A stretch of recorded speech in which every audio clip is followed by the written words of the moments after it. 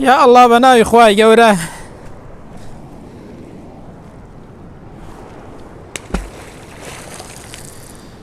پندێک هەیە لە کوردەواریدا دەڵێ بەردێک نەزانێک بیخاتە ناو گۆمێوە بە سەد زانای دەرنایەتەوە جا بە تایبەت ئەگەر ئاوەکە شلوێ و لێڵ بێ ئەوە هەر دەرنایەتەوە.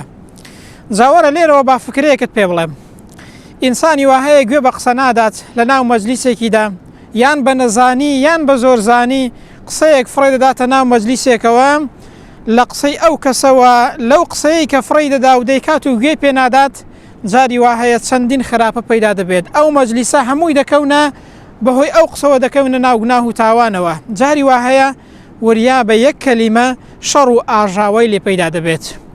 ئێستا بیر لەو فەرمایشتەی پێغەمبەر بکەوە صلی الله عليه وسلم کە دەفەرمێت وإن العبد ليتكلم بالكلمة. ئینسانی وا هەیە یەک قسە دەکات یەک وشە دەڵێت بەڵام ئەو قسەیە خوای گەورە پێی ناخۆشە بەهۆی ئەو قسەیەوە کە گوێ پێ نادا دەیکات دەچێتە ناو ئاگەری دۆزەخەوە. بەداخەوە زۆر کەس هەیە دەڵێ با هەر مەجلیس بێدەنگ نەبێت بە کەیفی خۆی قسە فڕێدەدا و قسە دەکات. ئەی ئینسان بیر بکەوە بەهۆی تۆوە هەر خراپەیەک پەیدا بێ بەهۆی قسەیەکی تۆوە وشەیەکی تۆوە دەیبرام لە هەموویدا بەشداری بە تایبەت دایکان و خوشکان لە خۆتان وریابن لە مەجلیسدا قسەیەک مەکە دواتر ئەو قسە ببێتە شەڕ و فیتنە. دەی بزانە ئەی موسڵمان گرنگ نییە چەند قسە دەکەی گرنگ ئەوەیە چی دەڵێی. کوردەواری دەڵێت زمان لێگەڕێ سەر سەلامەتە.